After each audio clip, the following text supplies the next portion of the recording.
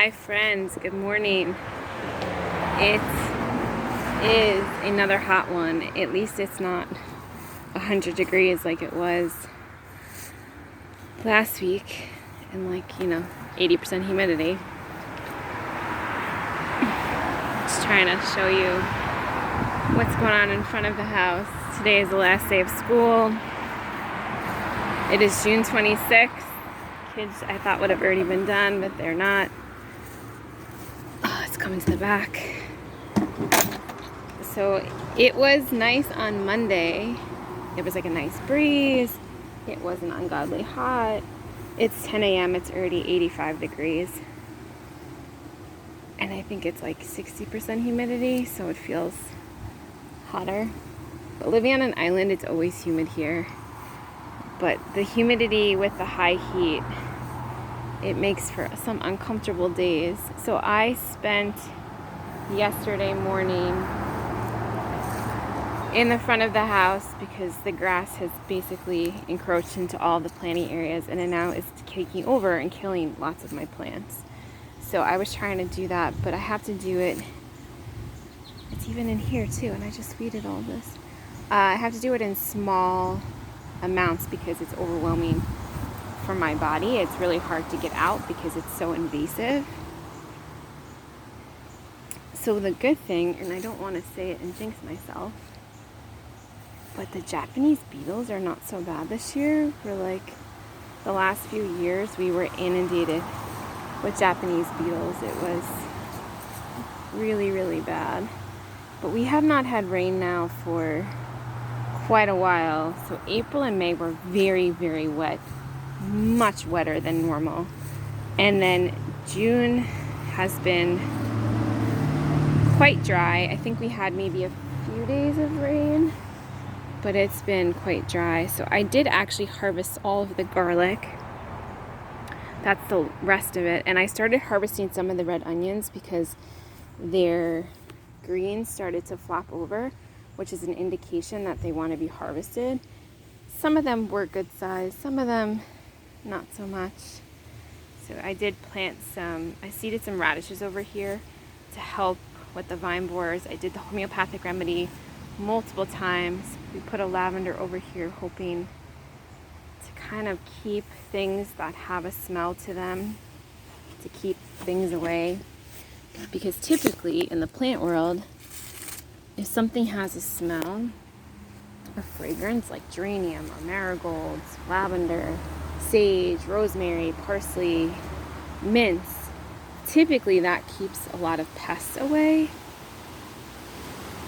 However, that doesn't always work. You can see how happy the calendula is. We did harvest some carrots because they were beginning to bolt. These are the ones that we left. Got a stray fennel in here. We've got some of these spring winter crafts I had put in that haven't really done much yet. The okra actually has pods on it already. You could see the flowers gonna open on that, which is exciting. But it's not very tall yet. And there was not a variety written on the tag, so I don't know, and I've never grown okra before. So this will, we'll be learning together. This poor rhubarb is decimated from the heat. So you can see in here, this is where there was a lot of garlic. I pulled all of the garlic. There's another okra plant that has buds on it too. We've got our tomatoes, which I'm really excited because they look pretty good considering. We are supposed to get rain tonight. Like, look how big that one is already. So I'm keeping an eye out. The parsley, this is last year's parsley. It looks like I'm not going to get much of it because it has gone to flower. I was leaving it here for the caterpillars. I don't technically yet see any caterpillars on here, any swallowtails, but they might be, so I'm leaving it for them. But this borage looks great. My rosemary is coming back. The calendula is looking great. We've got lassiter romaine. We've got a string bean, some kale from last year. I could see some Brussels sprouts forming on these younger Brussels sprout plants, which is promising. Those are 2 cabbage plants back there. We'll have to wait and see. We've got some blueberries starting to ripen, or lemon balm, or chamomile. The asparagus has gone to seed. We did not really get a great crop again this year, even though I did not plant anything else here. And here is our cherry tomatoes. Oh, look at that healthy Pearl-Sane plant. That looks great. I didn't even know that was there. We've got some wild spinach, Pearl-Sane, some vervain, some good stuff. So here's our squash. This is the Hubbard variety. These are butternuts. I do have some more radishes here. The marigold. Some more butternut, a borage. So hopefully we'll get some squash this year, because last year we had little to none. So in the medicinal area, you could see the sage here. There's some bee balm back there that's got powdery mildew already. Our marshmallow plant, our wormwood, got our lovage. It's kind of taking over. The meadowsweet and the lovage are in bloom, which is bringing lots of pollinators. This poor clary sage, something is eating it, and I don't know what it is. It's probably a slug, because during the day I don't see anything, but then I come out every day, it's more and more chewed. We've got our skullcap, our motherwort, got a perennial geranium here. Sadly, the astragalus died, and I don't know why, because it was very happy last year, but it's done. So, and that's a really shady spot. I don't think I can put, I was going to put another clary sage there, but I don't know if it's going to work. We've got some white zucchinis. It's our first year growing them. They look healthy. Fingers crossed. See what happens. Some more of our fall, spring crops. Hopefully these cabbages, they are getting some bug damage, but you can see we have basil and tulsi, garlic chives, and the fennel. I'm trying this out to see how this works. This is a broccoli or a cauliflower plant, to see if this makes a difference, because this, oh, and then horseradish too. Like, there's a lot of fragrance plants here that should be keeping the cabbage moths away. We'll see. But look how healthy these tomatoes look. I'm really happy about this. They look really good. They're blossoming. The blossoms are not falling off, knock on wood. That one plum was a late plant and it's struggling a bit, so time will tell, but these look pretty good. This is our other fennel, the bronze one. I have high hopes. See, there's a cabbage moth there, that this is gonna work out. We've got some Egyptian walking onions I left in the bed, but I'm hoping, I've got 2 eggplants that need to be planted that I just got from my friend Farmer Bill, because he was done with all the vegetables and he was going to compost them, so I decided to save them and take them home, because my eggplants did not germinate. See, I'm already seeing some disease though on my tomatoes, which is not great because it's so early and there's already disease. That is not good. And I see some on this one too. That's not promising at all. Plants look pretty good, but to already have disease the end of June, it's not a good indication. So I'm going to keep an eye on all of this, see how it goes. I'm going to keep removing any leaves that have disease on them and hope to keep my plants, you know, as stress-free as possible, as much as I can, because I really can't control a lot of the variables, right? I can't control the weather. I really can't control the pests as much as I'd like to think that I can. I can really only control how and when we water, how and when we feed, you know, what I use to nourish the soil, because your plants are only as healthy as your soil. And these beds were all amended with new soil. So it's not great, but it's been really hot and really humid, much earlier than normal. So time will tell what happens here. But look, we have happy bees on the calendula. Going to just keep an eye on everything. Support the garden as much as I can. You know, taking off the spent calendula blooms promotes more blooms. Allow them to either drop in the garden bed so that they are reseeded every year, or I add them to other garden beds. I throw them behind the fence, and there's calendula back there.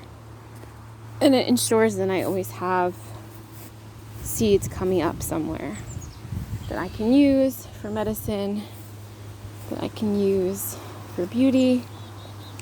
Pretty much all the strawberries are done. I'm hoping to get some blueberries before the birds because we did not cover them yet. And I don't think we are. We haven't really found a method that works well. Either the birds get stuck in the netting, they get under the netting, eat all the berries. See, here's some Japanese beetle I'm gonna kill before it kills all of my plants. Because last year it decimated the evening primrose and the crepe myrtles. And actually, I find it on the elderflowers. Because I'm leaving the berries on the Sambuca nigras and I'm just harvesting the flowers off of the American. Because you could see, so I'm here and there's still, I'm actually really like here. And all of the rest of that is all flowers. So I will not be able to get to that. And even on a ladder, I won't be able to get to that. So I'm hoping if I leave that alone and it turns into berries, the birds will go to that instead. Look at this. This is a 2-year plant. It's already flowering. It started out this height. I couldn't dig it up because of where it is against the edging, the metal edging. And now it's almost as tall as me and I'm 5'4". So that's how quick it goes. So there's some bees on here, but the last few days there's been some beetles. So I've been trying to remove the beetles because they really are not beneficial. I see some over there I won't be able to get to. And they destroy a lot of crops. So Japanese beetles are the adult form of grubs. And we have an issue with grubs because we have moles. And grubs are moles' food source. And you can see the robins have been eating the black raspberries. But we did get a lot, so I'm not complaining in that regard. I'd like them to leave us some. They wind up pooping on the plants, which doesn't really work out so well. But we did get some. I think I got about probably 8 ounces worth, which is more than we normally get. So you can see the milkweed is setting off blooms, which is great. I did see my first monarch the other day.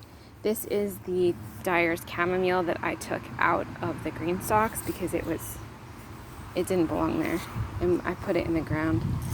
It's in shock because, it's been hot. These are the medicinals I have to still get into the ground. The toothaches, the last clary sage, the 2 eggplants, and a serrano pepper. But what I did see this morning, which was exciting, was there was a fruit on one of these squash plants. Again, so these were both planted and seeded and started the exact same day. And you can see the difference.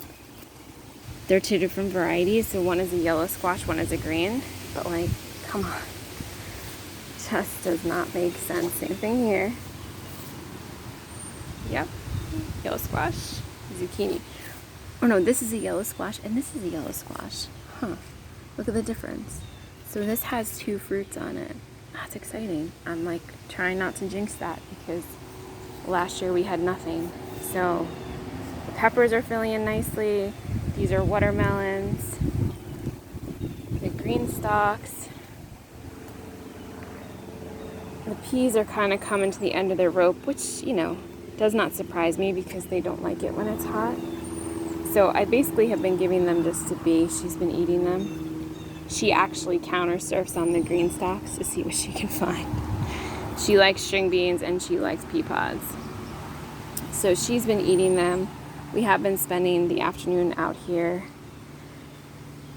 listening to the birds, spending time decompressing, letting my nervous system have a break from the computer, have a break from all the questions, from all the ruminations. This is the other Dyer's chamomile here. So these tulsis look great in the green stalk, and they were planted later than all the other ones. You know, you don't know what's going to work and what's not. Sometimes things do better than in other places, and you just don't know. So there's ants all on this evening primrose. And I see a beetle. Nope, that's a fly. So they usually get this, like, yeah, I already see it. This mucus on it, which is some sort of, I forget what it is. It's like a spittle bug, because it looks like spit. And again, will destroy the plants. So I don't want that. Specifically, I don't want that near my other plants. And I just don't want that in general, because I don't need any more pests. But you can see all the ants on here too. And this looks like Japanese beetle damage. More spittle bug here. Yeah, so you could just hose that off. I don't actually find a lot of success with hosing it off, so I just take it and I squish it. Again, hoping for the best. But there will always be pests in the garden. It's just the nature of the beast. My yellow mandevilla is in bloom, which is exciting. So it's just kind of what is part, I lost that one, part of the process of gardening. Yeah, see, look at, this is covered in it. I don't want this on, I'm going to trim this when we get off this video, because I don't want any of that on any of my other plants. It's on all of them. And this is what happens when plants are stressed. They're more, you know, receptive to disease and to pests. So if your plants are stressed, they're going to show more signs of damage. They're going to have more issues. And I have enough evening primrose seed from last year that I can just cut these down and be okay with that. So just quickly, I'll show you what I so far harvested. So these are the red onions. I'll put my fist next to it for comparison. So some of them are a good size. Some of them are on the smaller side, right? These are some of the other onions I had planted. I don't remember what they are. The garlic, you win some, you lose some. I mean, I've grown garlic now for, I think, 4 years. And I can't get them bigger than that. I did get better sizes than I normally do, but some of them are still really small. I did not buy seed garlic this year, so in the past I usually do buy seed garlic. I did not. I just saved some of my old garlic and I used that. And I'm okay with that, because I wasn't going to extend money into something that I don't actually really get